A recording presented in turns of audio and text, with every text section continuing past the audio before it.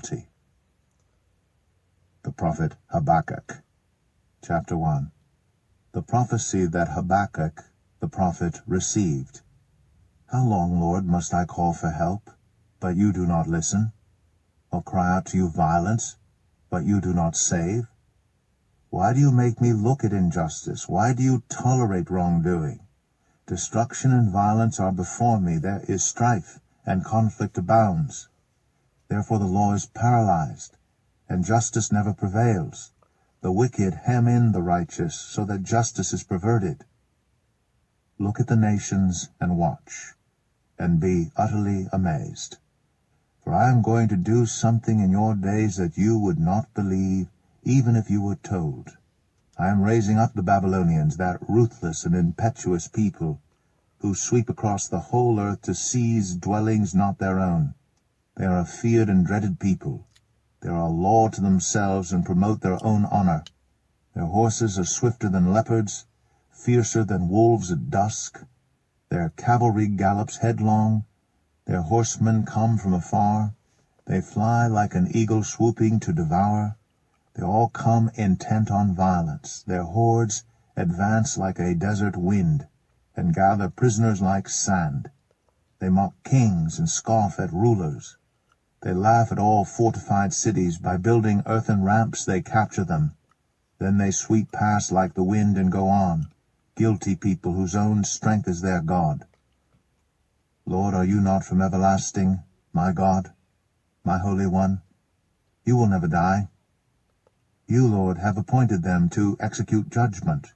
You, my rock, have ordained them to punish. Your eyes are too pure to look on evil. You cannot tolerate wrongdoing. Why then do you tolerate the treacherous? Why are you silent while the wicked swallow up those more righteous than themselves? You have made people like the fish in the sea, like the sea creatures that have no ruler. The wicked foe pulls all of them up with hooks. He catches them in his net. He gathers them up in his dragnet. And so he rejoices and is glad. Therefore he sacrifices to his net and burns incense to his dragnet. For by his net he lives in luxury, and enjoys the choicest food. Is he to keep on emptying his net, destroying nations without mercy? Habakkuk 2. I will stand at my watch, and station myself on the ramparts. I will look to see what he will say to me, and what answer am I to give to this complaint? Then the Lord replied, Write down the revelation, and make it plain on tablets, so that a herald may run with it. For the revelation awaits an appointed time. It speaks of the end, and will not prove false. Though it linger, wait for it. It will certainly come, and will not delay.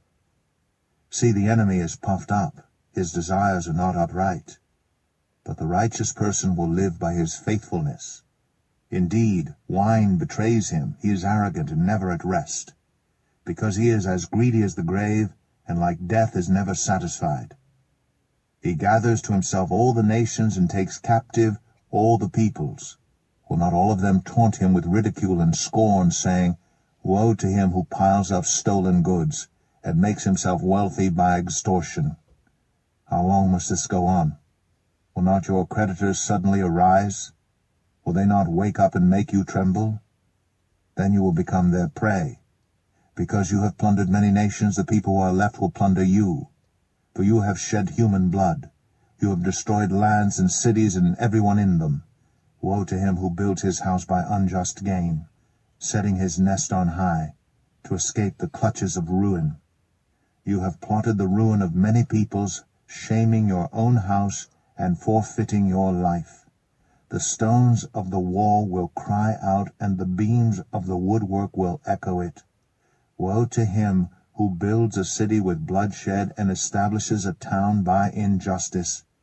Has not the Lord Almighty determined that the people's labor is only fuel for the fire, that the nations exhaust themselves for nothing? For the earth will be filled with the knowledge of the glory of the Lord as the waters cover the sea. Woe to him who gives drink to his neighbors, pouring it from the wineskin till they are drunk. so that he can gaze on their naked bodies. You will be filled with shame instead of glory.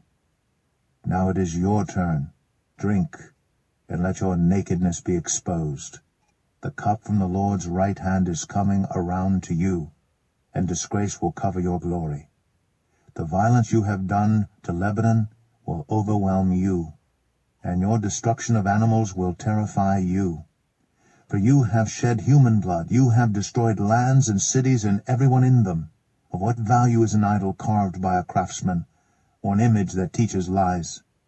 For the one who makes it trusts in his own creation. He makes idols that cannot speak. Woe to him who says to wood, come to life, or to lifeless stone, wake up. Can it give guidance? It is covered with gold and silver. There is no breath in it. The Lord is in his holy temple.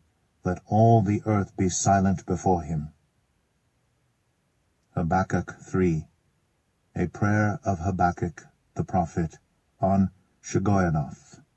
Lord, I have heard of your fame. I stand in awe of your deeds, Lord. Repeat them in our day. In our time, make them known. In wrath, remember mercy. God came from Teman, the Holy One from Mount Paran. His glory covered the heavens, and his praise filled the earth. His splendor was like the sunrise. Rays flashed from his hand, where his power was hidden. Plague went before him. Pestilence followed his steps. He stood and shook the earth. He looked and made the nations tremble. The ancient mountains crumbled, and the age-old hills collapsed. But he marches on forever. I saw the tents of Cushan in distress, the dwellings of Midian in anguish. Were you angry with the rivers, Lord? Was your wrath against the streams? Did you rage against the sea when you rode your horses and your chariots to victory? You uncovered your bow. You called for many arrows. You split the earth with rivers. The mountains saw you and writhed. Torrents of water swept by. The deep roared and lifted its waves on high. Sun and moon stood still in the heavens at the glint of your flying arrows, at the lightning of your flashing spear. In wrath you strode through the earth, and in anger you threshed the nations. You came out to deliver your people, to save your anointed one. You crushed the leader of the land of wickedness. You stripped him from head to foot. With his own spear you pierced his head when his warriors stormed out to scatter us, gloating as though about to devour the wretched who were in hiding. You trampled the sea with your horses, churning the great waters. I heard, and my heart pounded. My lips quivered at the sound. Decay crept into my bones, and my legs trembled. Yet I will wait patiently for the day of calamity to come on the nation invading us. Though the fig tree does not bud, and there are no grapes on the vines, though the olive crop fails, and the fields produce no food, though there are no sheep in the pen, and no cattle in the stalls, yet I will rejoice in the Lord. I will be joyful in God my Saviour. The sovereign Lord is my strength. He makes my feet like the feet of a deer. He enables me to tread on the heights. For the director of music on my stringed instruments. The prophet Zephaniah